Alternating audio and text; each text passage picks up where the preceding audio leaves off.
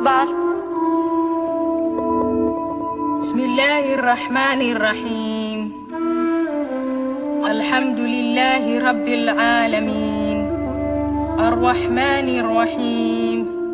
Maliki Yawmiddin. Iyyaka na'budu wa iyyaka nasta'in. Ihdinas siratal mustaqim.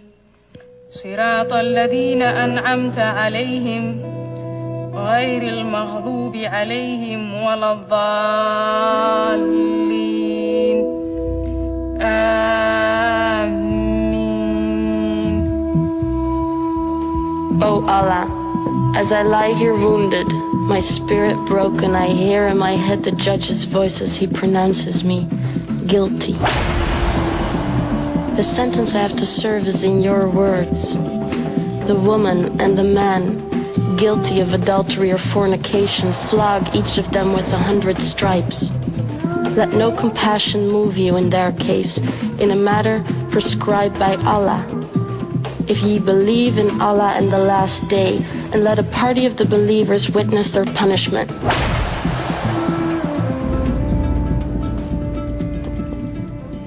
Two years ago, on a sunny day, while at the souk, my eyes were caught by those of Rahman, the most handsome man I have ever met. After that day, I couldn't help but notice his presence whenever I went to the marketplace, and I was thrilled when I learned that his appearance at the bazaar was not a coincidence. One day, he suggested we meet in secret, and I said yes. And as the months went by, our relationship deepened. What is more, out of our love, a new life started to grow. Our happiness did not go unnoticed, and before long, envious eyes gave way to malicious tongues. Let's ignore these people, Rahman and I said to each other, and trust in Allah's mercy. Naive, young, and in love perhaps. But we thought your holiness was on our side. Rahman and I shared affection and trust and a deep respect for each other. How could Allah disapprove? Why would he?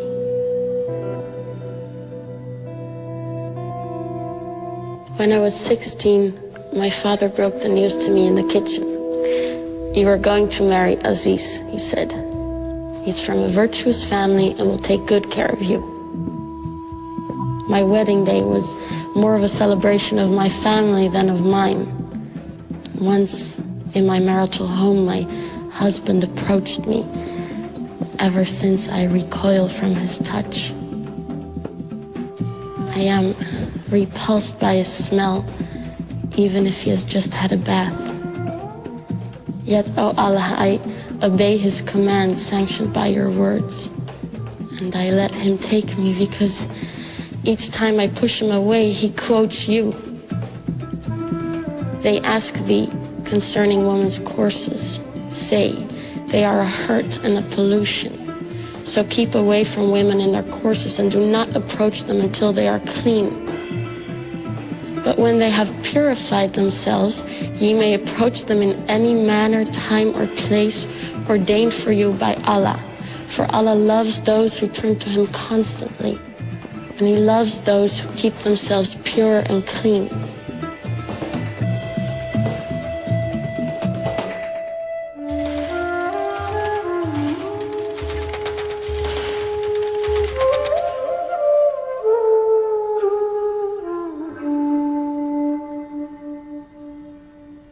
Oh Allah, Most High, you say that men are the protectors and maintainers of women because you have given the one more strength than the other. I feel at least once a week the strength of my husband's fist on my face.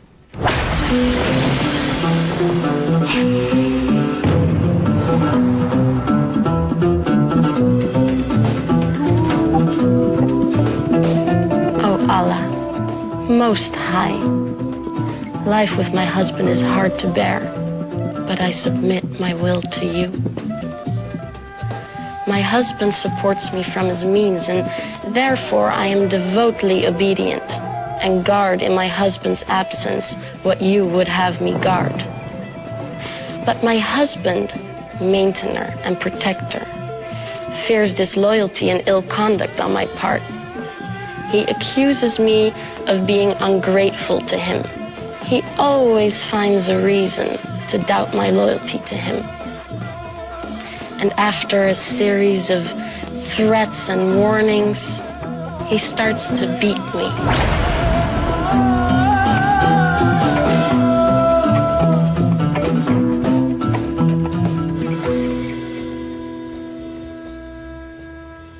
O Allah, most gracious, most merciful, just as you demand of the believing woman, I lower my gaze and guard my modesty. I never display my beauty and ornaments, not even my face or hands. I never strike with my feet in order to draw attention to my hidden ornaments, not even at parties. I never go out of the house unless it is absolutely necessary, and then only with my father's permission. When I do go out, I draw my veil over my bosom, as you wish. Once in a while, I sin. I fantasize about feeling the wind through my hair or the sun on my skin, perhaps on the beach.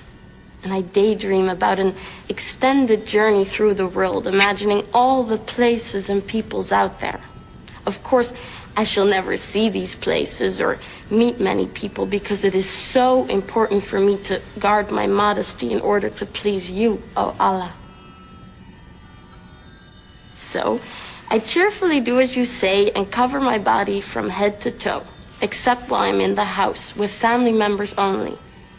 Generally, I'm really happy with my life. However, things have changed since my father's brother Hakim is staying with us. He waits till I'm at home alone and comes to my room and he orders me to do things to him, to touch him in places most intimate. So since he's with us, I took to the habit of wearing the veil inside in order to deter him. That doesn't stop him, though. Twice now, he unveiled me, ripped my inner garments, and raped me. And when I told my mother, she said she would take it up with my father, but my father ordered her and me not to question his brother's honor. I experience pain each time my uncle comes to see me. I feel caged like an animal waiting for slaughter, and I'm filled with guilt and shame, and I feel abandoned, yet surrounded by family and friends. Oh, Allah. Hakim is gone now that he knows that I'm pregnant.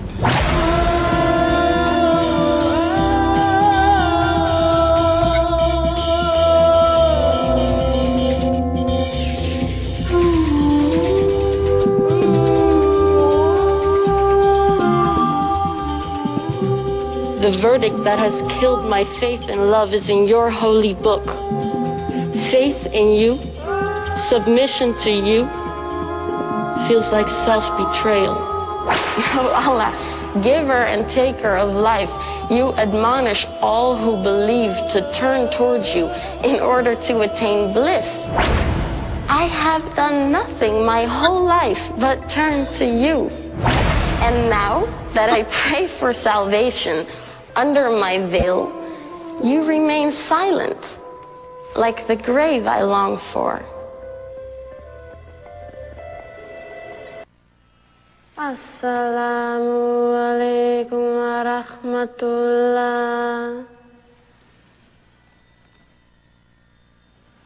Assalamu alaikum wa rahmatullah.